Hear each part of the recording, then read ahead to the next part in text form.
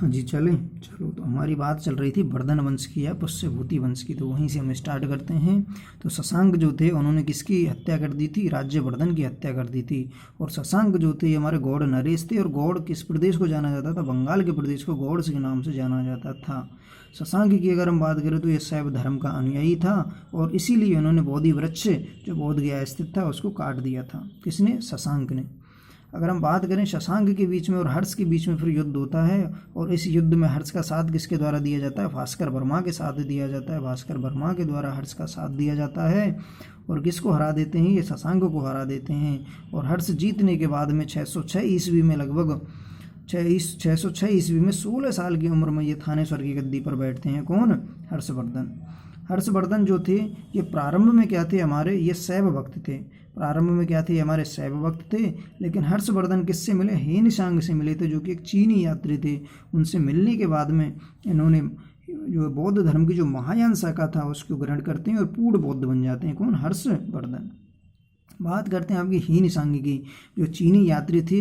हर्षवर्धन की हीनशांग जो आए थे हमारे चीनी यात्री भारत में, वो किस लिए आए थे? तो ये नालंदा यूनिवर्सिटी जो पढ़ती है हमारी, उसमें पढ़ने के लिए आए थे, बौद्ध धर्म की शिक्षा लेने के लिए आए थे। कौन? हीनशांग।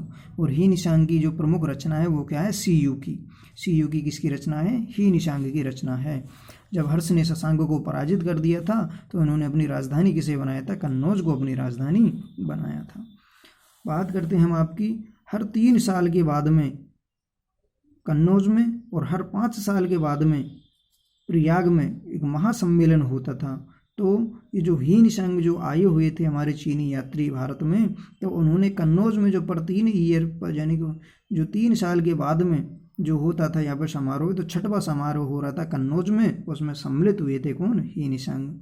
और जो पर 5 ईयर में जो हमारा प्रयाग में जो समारोह होता था हर 5वें वर्ष में, उसको किस नाम से जाना जाता था? महामोच्च परिषद के नाम से जाना जाता था। अगर हम बात करें आपके दरबारी कवि हर्षवर्धन के दरबारी कवि बाणभट्ट की, तो इन्होंने किसकी रचना की थी? हर्षचरित की और कादम्बरी की। हर्षचरित की और कादम्बरी की रचना किसने की थी? बाणभट्ट ने, जो कि क्या थे? दरबारी कवि थे। किसके थे? हर्षवर्धन की। अगर हम बात करें हर्षवर्धन की, तो इनकी भी प्रमुख रचनाएं निम्न हैं: प्रियदर्शिका, रत्नावली व नागानंद।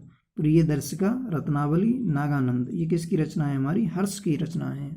हर्ष का मतलब हर्षवर्धन की रचनाएं हैं ये। बात करते हैं हम आपके अंतिम हिंदू सम्राट किसे वो बताया गया है? तो अंतिम हिंदू सम्राट हर्षवर्धन को ही बताया गया है, जो ना तो कट्टर हिंदू थे और ना ही सारे देश के शासक थे। बात करते हैं हम आपके हर्षवर्धन के समय में जो मथुरा थी, ये सूती वस्त्र के निर्माण के लिए फेमस थी। किसके लिए? सूती वस्त्र के निर्माण के लिए फेमस थी। अगर हम बात करते हैं आपकी शशांक की जो बात चल रही थी, तो शशांक ने अपनी राजधानी किसे बनाया हुआ था? कर्ण सुवर्ण को अपनी राजधानी बनाया हुआ था। बात करते हैं हम आपकी ये जो प्रमुख उपाधियां जो थी किसकी? हर्षवर्धन की, तो वो शिलादित्य थी, परम भट्टारक थी, महाराजाधिराज थी और साहित्य सम्राट थी। ये किसकी उपाधि थी? हमारी हर्षवर्धन की। कौन कौन सी?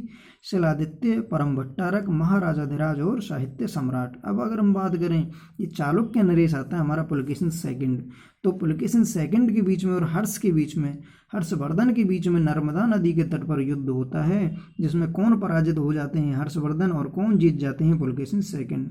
इस युद्ध की जानकारी हमें कहाँ से मिलती है? तो रवि कीर्ति द्वारा रचित ऐहोल अभिलेख से हमें इस युद्ध की जानकारी मिलती है। रवि कीर्ति कौन थे? तो ये पुलकेशिन सेकंड के ही राजकवि थे।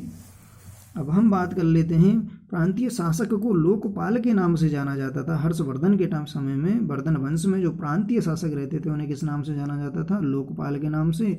मंत्री को किस नाम से जाना जाता था? सचिव या अमात्य के नाम से। ग्राम शासक को किस नाम से जाना जाता था? ग्रामाक्ष पटलिक के नाम से। क्या? ग्राम शासक को ग्रामाक्ष पटलिक के नाम से जाना जाता था। प्रधान सचिव जो रहता था उसे भंडी के नाम से जाना जाता था। प्रधान सेनापति जो था उसे सिंहनाद के नाम से जाना जाता था। अश्व सेना का जो प्रधान होता था उसे कुंतल के नाम से जाना जाता था। और जो गज सेना का प्रमुख होता था उसे स्कंदगुप्त के नाम से जाना जाता था। और जो अश्व सेना का जो अधिकारी रहता था, देखिए अश्व सेना का जो प्रधान रहता था उसे तो कुंतल के नाम से, लेकिन जो अश्व सेना का अधिकारी जो रहता था उसे बृहदेश्वर के नाम से जाना जाता था। चलिए।